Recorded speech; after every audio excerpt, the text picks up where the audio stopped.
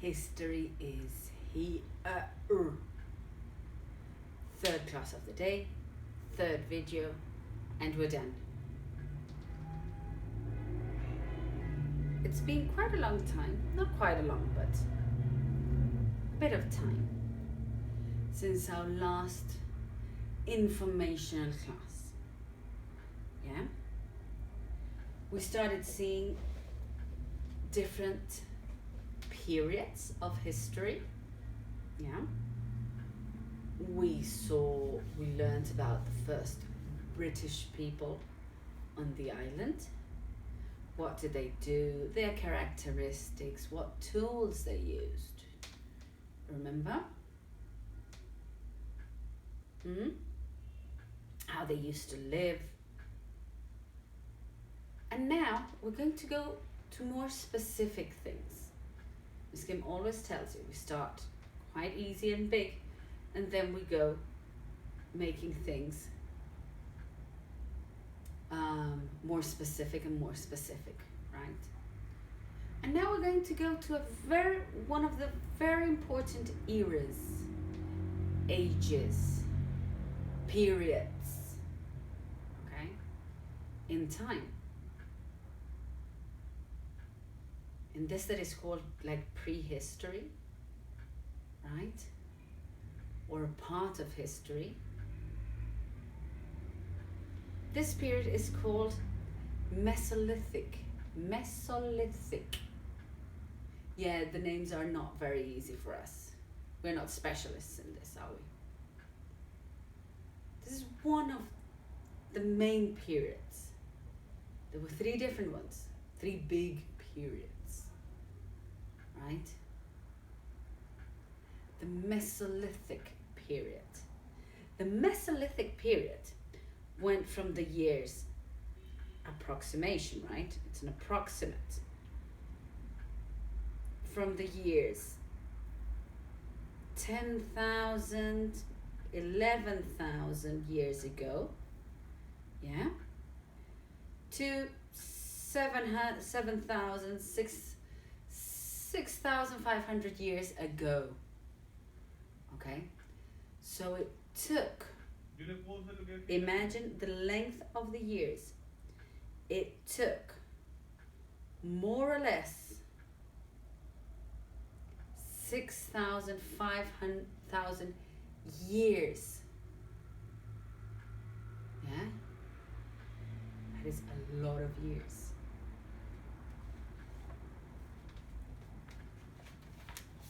We're going to start reading now just as we used to do before, okay?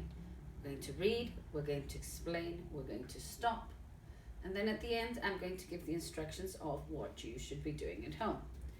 You've got this in your attachments.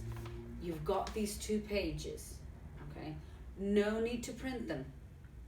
There's no need to print these 2 pages out. You can listen to me during the video, okay? And then if you need to see them to do your workbook activity, which you also have, you just go back to the video and see it. Or you go to the attachments lesson and you've got them there. Okay? It says, the period of time after the last glacial period is called the Mesolithic. Before the last glacial period, Britain was a place of open grassland. So, before the last, listen to what it's saying, before the last glacial period. What was a glacial period? Yes, it's a period of time in which land or that part of the world was covered, completely covered in ice and snow, right? Before that glacial period, it says, Britain was a grassland, full of grass, yeah? A lot of green. The picture below shows what Britain might have looked like in the Mesolithic period. the glacial period came the Mesolithic period, which that means that when ice and snow went away, left those lands, plants started growing again, right? Grass started growing, plants started growing, trees started growing. Yeah? The glaciers had left lakes, and with warmer weather, Britain became a land of forest.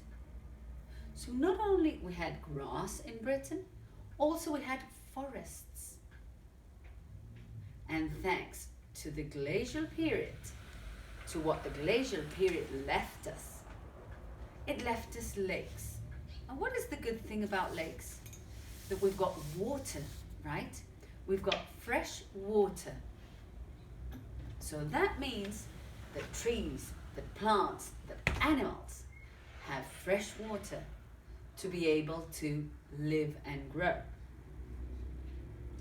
The forest, look, I was just talking about this. The forest was full of deers, boars, elks, and huge wild cattle. Remember that in this period, the animals were not like we know them now, right? They were huge animals, right? And cattle could be like cows, yeah? But we're not thinking of the cows that we know now. They were huge cows. They were very big cows, right? And why is this good for humans?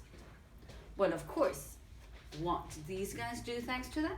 Well, they had food, right? They had meat. In the lakes, there were fish and beavers to hunt. You see, not only did they have all these animals in this forest, right? They also had fish and beavers to hunt from lakes and rivers. So, this period, the Mesolithic period, was a very good period for these men and women, humans, right? For having food. The more things you've got around you to hunt, right, the easier it is. Yeah? The easier it is. All you needed, listen properly, we've got the beavers, we've got the fish, we've got the animals, lots of animals in the forests. All you needed were the right skills and the right tools to catch them. In those days, the same as nowadays, we've got specialized people to do different things, right? I am a teacher. I learned how to teach, right? If I go to a hospital and attend somebody, not really, right? I wouldn't know what to do. I wouldn't know what tools to use if I have to have an operation, if I have to perform an operation. Yeah? I wouldn't know who are the colleagues to call, right? We all have specific jobs, right? If I had to go to a circus and they said, okay, Miss Kim, from now on, you're the clown in our circus, would I know what to do? No, I wouldn't. Unless if they teach me how to do it and I practice it, well, yes, then I could be. But just like this, I can't go somewhere and do something I don't know how to do, right? And these guys, the same thing happened. Some were in charge of gathering vegetables and fruits because they knew what they were doing. Others were in charge of hunting, right? They knew how to do it, what tools to use for each animal. Because if I wanted to kill, for example, a deer, could I do it with a normal knife, for example? Well, no, probably not. Or it would take a lot of effort, right? These guys knew perfectly with what and how to do their jobs. Yeah? Hunters of the Mesolithic. People still used stone tools. They still kept on making the tools from stone and using them to hunt. But they also used tools like this. Long, I don't know if you can see it, long, like harpoons, we could call it nowadays, long sticks, okay? These tools are made from deer antlers. Do you know what the antlers are? Yes, those big horns deers have. They're not called horns, they're called antlers. But those big white things that come out of their heads, right? Those were super strong material. Super strong material. That's why they used that, right? They could have been used as spears to kill a deer or a boar, or as harpoons to kill fish in the lake. Remember I just mentioned harpoons? Long sticks that you throw them to the animal and you kill them and you catch them. Not only kill them, but it stabs itself and is caught there. A place to shelter. At Starcar in Yorkshire, archaeologists, who are the archaeologists? Yeah, you remember that one. People who study the past. Good one. Archaeologists have found a settlement, a town, a group of houses. That is a settlement where they could see that people settled there. They stayed for a while. Settlement that was built by a lake. They think that people lived there for some time in huts that could have looked like this. Okay? They found different objects. They found things that tell the archaeologists that life was there next to the lake, and it was something like this, right? Remember, thanks to the findings, archaeologists can identify when it was, what period of time the finding is from, or what it was used for. People still lived in caves too. They also lived in caves, not only in huts or shelters that they traveled with. They were light shelters, yeah? They could pack the things up and take them to a different place. Remember that these guys moved from place to place, looking for things and finding different things, right? If there is no more animals here, we can't stay here anymore. Life is not easy, right? So they had to move to a different place to find food again. If the lake where they lived in, there was no more water in the lake, what would they do? Of course, they would get their things, they would get their family and move to a different place. Because what do I need? I need water, and here there is no water. So I can't stay in this place. They still moved around, following animals and gathering different foods in different seasons, right? They still needed to move around to get what their needs. Mesolithic humans, more like modern humans, You remember that they didn't look as we do. They looked very different. Were Mesolithic people like us? In many ways, they were very like us. We know from fossils. What were fossils? Yes, remains that turned into stone. That they look like us, and we know that they lived in families and that they cared for their families. So imagine that goes all the way back to 12,000 years ago, right?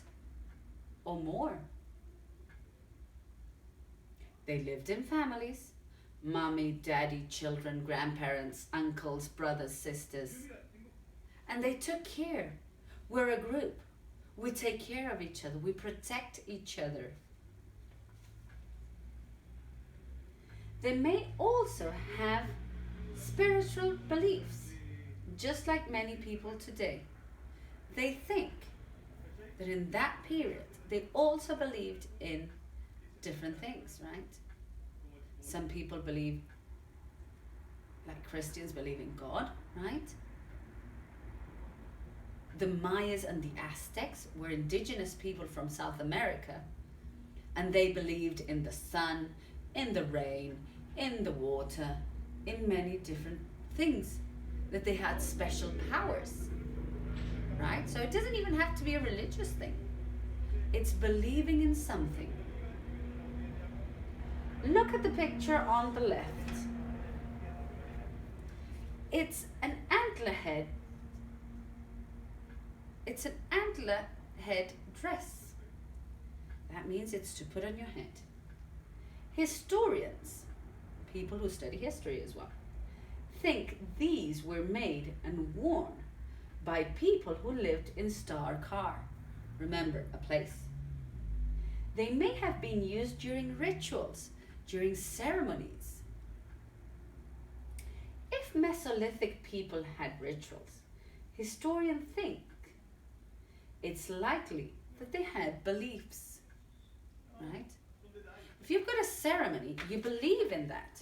For example, when people get married, right? When you get married, you believe that you want to be with that person forever, till you die, because you love that person, right? Graduation ceremony. Graduation ceremony.